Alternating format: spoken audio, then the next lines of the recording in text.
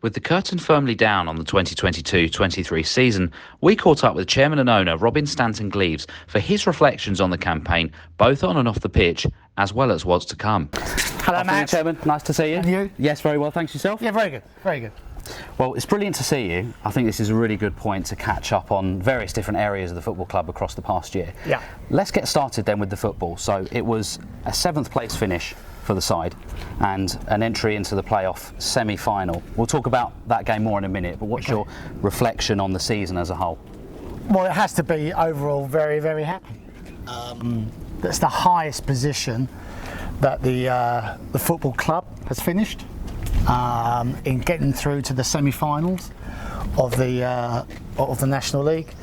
I think it was our highest point total for the season, was that right? Yeah. Yep, so that was a record for us. And, you know, to beat Woking on that first playoff game, again, another first. And of course, you know, the semi-final at Chesterfield, I have to say, I thought it was a superb day out. The crowd that I saw there from Bromley, how many were there? It was about 800. 800 away from home in Chesterfield. I thought was terrific. I thought we played well. It caught up with us at the end. Did the sending off affect? Well, I'm sure it had some effect. But sometimes you've got to, you know, say well done to the other side. They hadn't had a midweek game. We had, and maybe that just showed a little bit.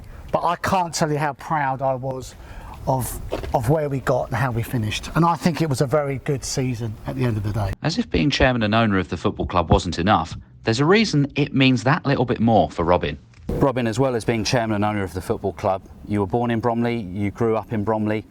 I guess that moment for you, along with the FA Trophy final, was one of the biggest moments of pride that you felt. Certainly proud.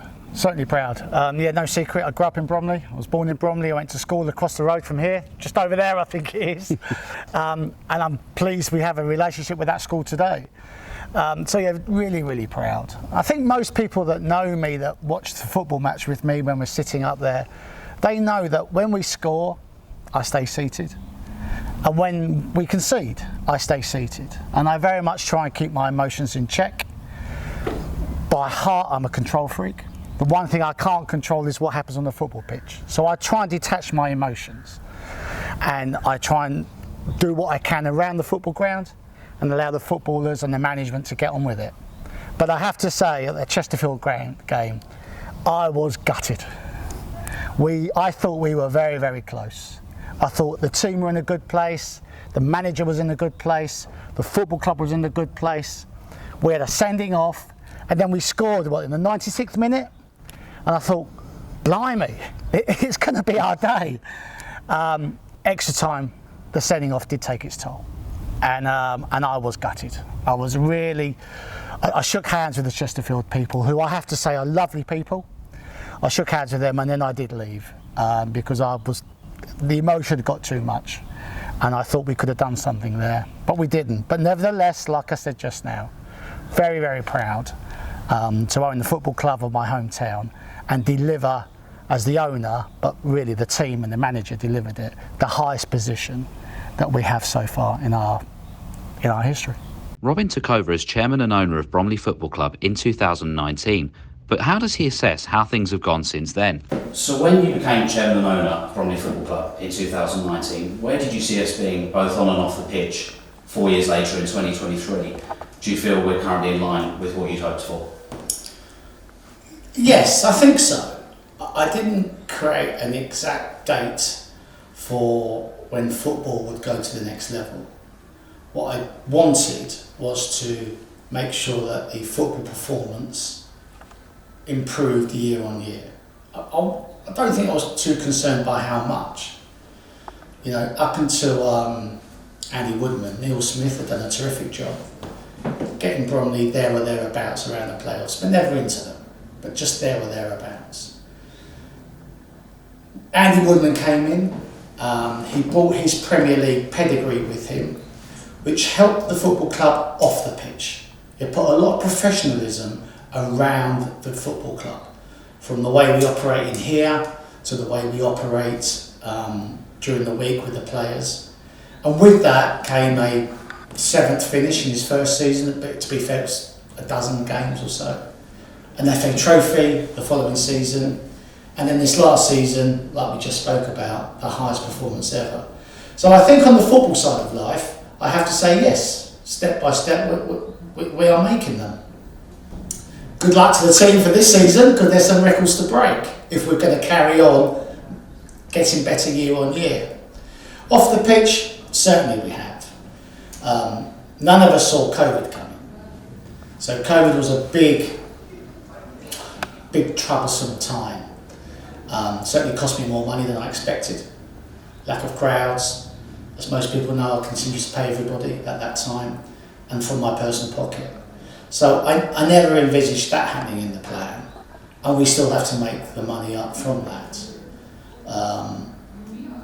Infrastructure-wise, development in the South Stand, where we have built the classrooms, we've built the Education Academy to the level it now has. 350 children come to school here every day. We built Broomfields, 7-day-a-week restaurant and bar operation that serves the entire wider community of the football club, whether it's the youth section in the evenings, whether it's the pitch hires, whether it's our own home crowd on match day. You know, that's a business in its own right. And we still have another piece of that development on the top floor of the stand. There's still another piece to go. And watch this space for what that may or may not be. So yes, overall, Matt, if you look at the infrastructure and the facility, and of course I include the upgrade of the floodlights, the upgrade of the dressing rooms, the executive club, all of those areas which are areas that are needed to be done ready for League Two football. They're all done as well. So just touching on League Two football, the day we get to that, there is one area that we would have to change, and everybody knows that, and that's the pitch.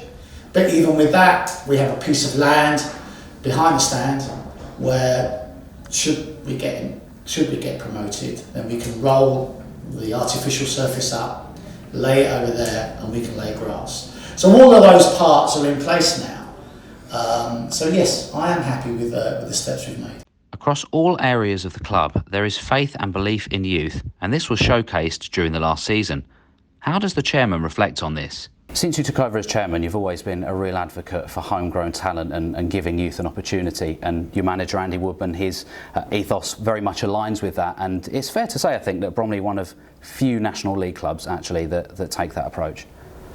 Yeah, I think we are. I think if you very quickly looked at our team last year, Callum played, Ben Crowhouse played, Harry Forster's a young player, Jude Arthurs is a young player.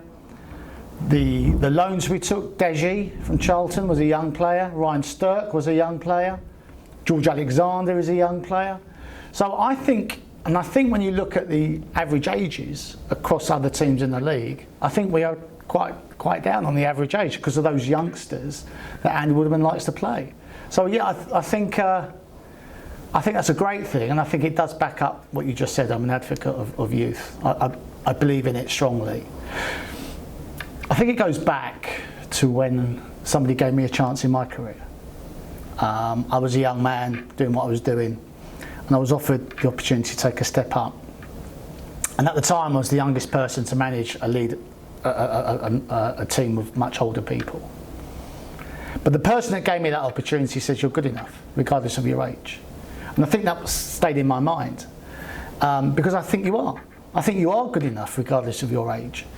And the way we've established the academy and the work that I see go on in the academy, both from the education side in a classroom like we have here, which is part of the build that we've created, to then the work they do on the pitch. I think it's no secret that in recent times, we've had some success stories.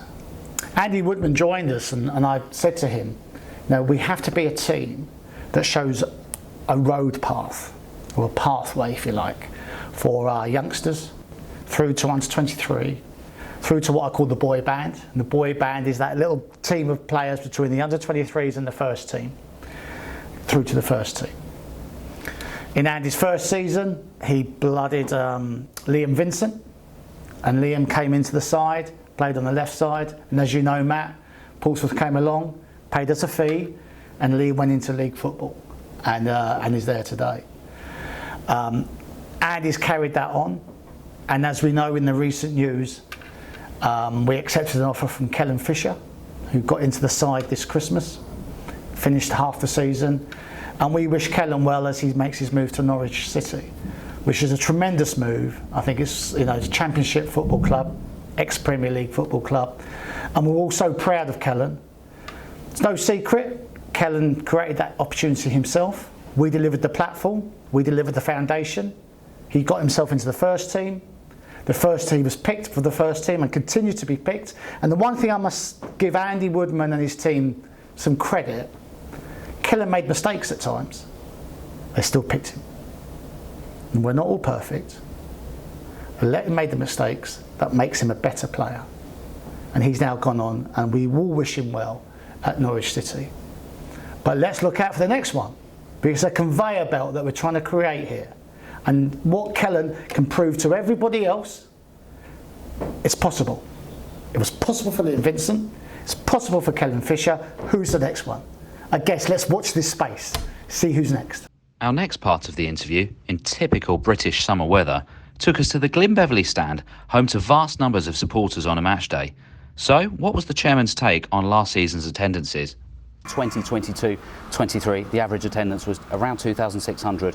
What's your thoughts on that? Well, my target's 3,000, so I'm disappointed. I make no secret, there's 330,000 people that live in the London Borough of Bromley. I want 1% of them to come to Bromley's home game every game. That's 3,000. We're on the journey to get to that, and that's one of our targets this year. In growing that, I think I mentioned earlier about COVID, that definitely had an effect on the growth of our crowds because it dipped off.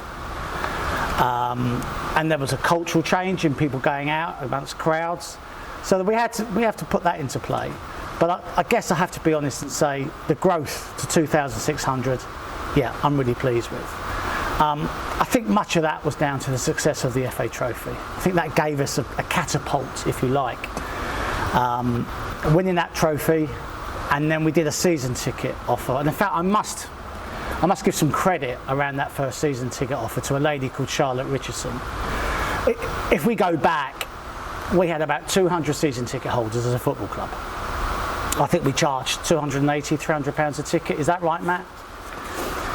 And Charlotte came to me. She says, "Look, Chairman, we've got a real opportunity here to grab some more season ticket holders." I said, "Go on then." And she said, I'm only pausing here because it's actually pouring down with rain. On a summer's day. Yeah. Typical England. I hope that comes across as it does. But the sun was out and now it's raining. Anyway, we carry on singing in the rain, shall we say. Charlotte came to me and said,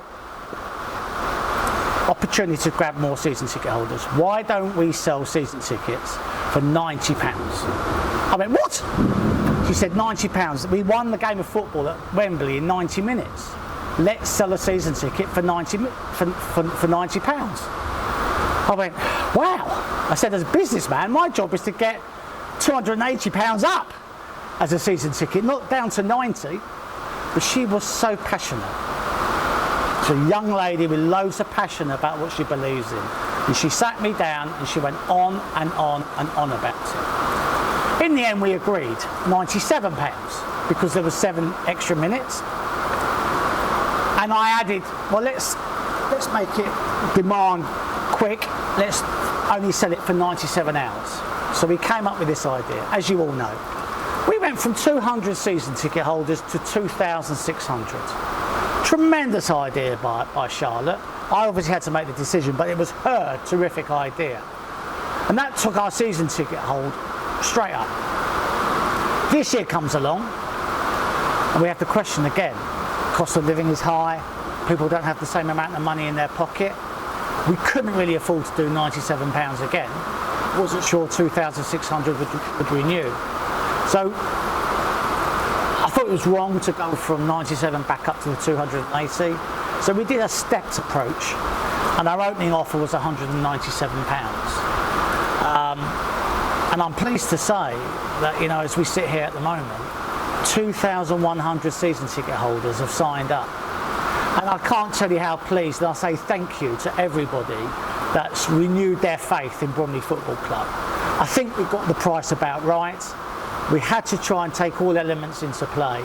But 2 years ago, have 200 season ticket holders, to now have 2,100, spending around £200 a year.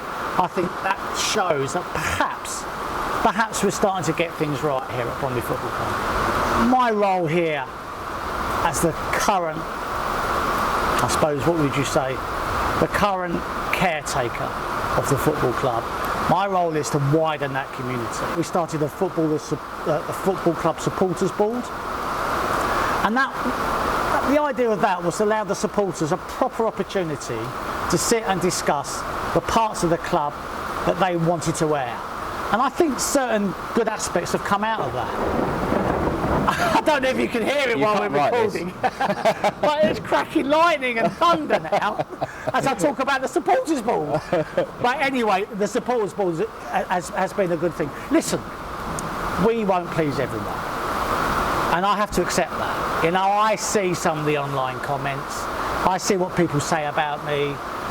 It's hard to read. I accept human nature doesn't like change, but the changes we make are about trying to make it a more progressive organisation. And people that say they want the old days back and they don't want RSG around and they don't like this, they don't like that, I suspect I just have to accept you can't please everybody. But my mantra has been about moving us forward, moving with the times.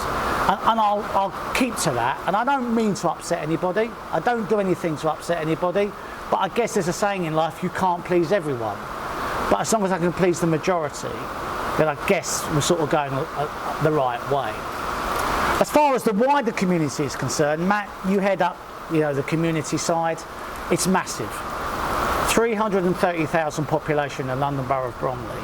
We want to get as wide as we can within that population, through the schools, through the it's made me jump that, through the youth sections. I want to make sure diversity exists, equality exists. I want to ensure we're touching every part of that borough's population that we can. We've tried and forged a closer relationship with the council and try and work with them where we can, because we're not just a football club. We're a provider of education. We're a facility that allows many, many other sports and recreation activities to happen and take place. And I'm very, very proud of that. The banner might be Bromley Football Club, but the football community, or the wider community, is far, far more important to me. We then moved back inside to Broomfield's Bar and Kitchen, which opened on Saturday the 2nd of April 2022, the day of that semi-final against York City. We've celebrated a year of Broomfield's Bar and Kitchen, which we're stood in right now. Yep. How would you assess that first year? I'm not sure there's a mistake we haven't made. Let's be honest. We opened it April last year.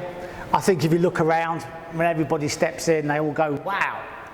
And the idea of opening it was that not only was it serving the supporters on match day, which of course it does, it was also to create a bar and restaurant 7 days a week, so that we had income coming into the football club outside of match day. I think we've done that really well, and that is certainly growing. But from employing chefs to front of house to bar people to queues on match day to beer in plastic glasses, all of the above, we've made every possible mistake. But as long as we learn from those mistakes, and I think we have. More than meets the eye goes on behind the scenes at the club, and it's fair to say that investment into these areas has been equally important to Robin. This is the gym facility that you put into the place for the first team, for the academy, for the women's team as well. Yeah. We've also got a yoga studio, they've got a players' lounge as well. First of all, it's a fantastic facility to be able to attract players. Yeah. And second of all, it's quite unique in the sense that everything is here, everything is at Hayes Lane on site, including, of course, the stadium. Yeah. Yeah, that was my design. As many people probably are aware, and if they don't, let's just remind them, I'm a bit stingy when it comes to the playing budget. And I'm stingy because the football club doesn't generate enough revenue to have a bigger budget. I think finishing where we did in the league and getting into the semi-final of the playoff on the budget the football club has compared to some other clubs, I think is a great testament to Andy Woodman and his team.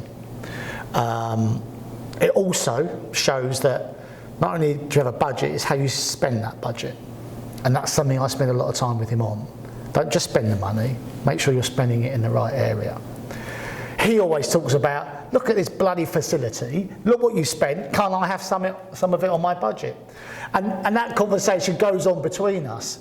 But like I always remind him, this facility is built for the next 10, 15 years.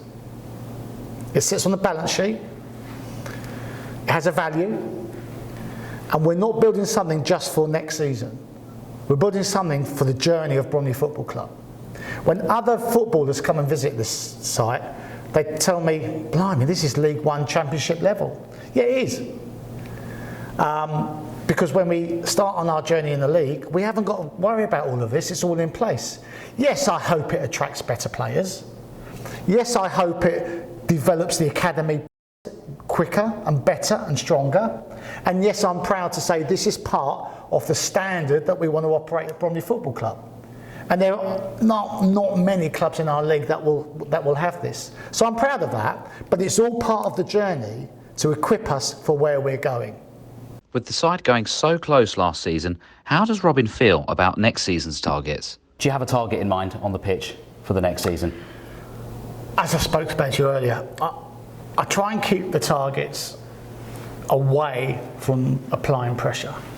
Sometimes you can set a target and everybody focuses on the target rather than how you get to it.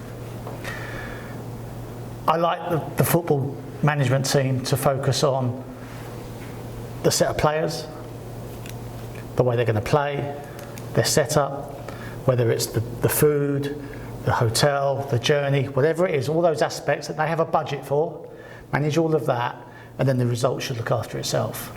So I try and minimise the target. It goes without saying, they've set their own target because, like I mentioned earlier, I believe in stepping stones, one step at a time. So they've got to find a way of amassing more points than last year. Now you're right, we've got the core team. We're going to lose a couple of players, that goes without saying. I think Andy Woodman and his team so far have shown that they've got the ability to bring the right players in. Let's not forget they brought Omar in. Let's not forget they brought Ryan Sturkin and Deji towards the end of the last season and the difference that they made. All right? So let's have faith in them, in picking the right players to come in and complement the core. Personally, I think they should be focusing on third and fourth.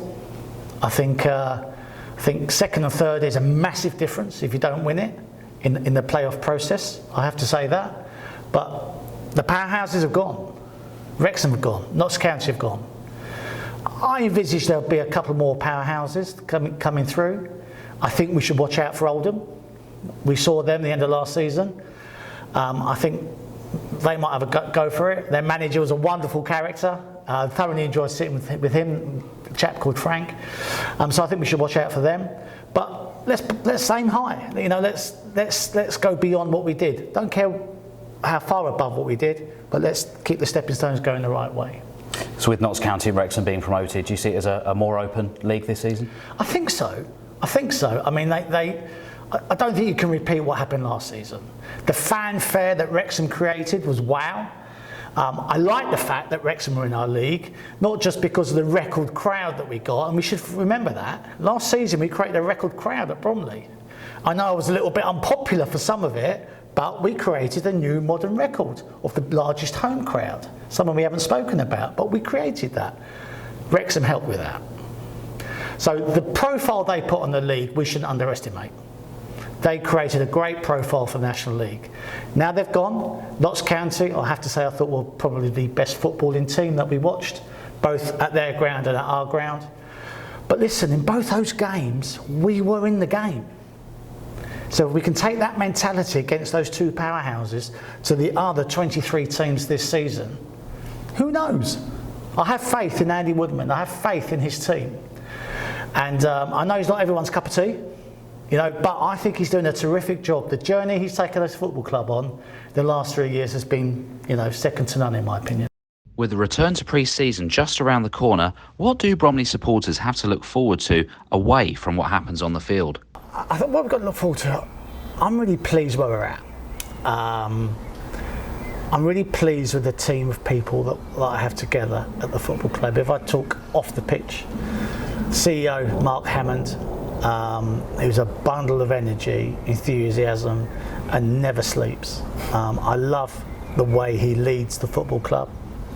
I love the way that we have Jeff Hutton as his COO next to him, being sure and safe and having the history that he has with this football club. Those two manage the back office absolutely superbly. And in their team they've got Lucy that looks after the hospitality and some of our sponsors. We've got Mick Livesey. If you haven't met him, wait till you meet him. He now heads our sponsorship and partners team. Wonderful character. I'm really pleased with him in the team. We've got Harriet running the events, because we have a full events programme outside of football that Broomfields is now hosting. I think Glenn Hoddle this week is down with us. And that's the first of many. So I'm really pleased with that team. The food and beverage is now under the guidance of Will, and he keeps a tight rein on all of that. I'm pleased with what he's doing. And then on the community side and the charity side, Matt, yourself, with Andrea, you guys, and Alex, you're doing a terrific job in the way you're doing that. So off the pitch, I'm really pleased with the team we have together. On the pitch, I've already spoken about him. I think Andy Woodman and his management team are in a really good place. I'm pleased with the way they're going about it. Infrastructure-wise, well, as we look at here, we've got planning permission for the new East Terrace or East Stand. Can't decide what we're going to call it yet. Hopefully we'll find a sponsor to put a name to it.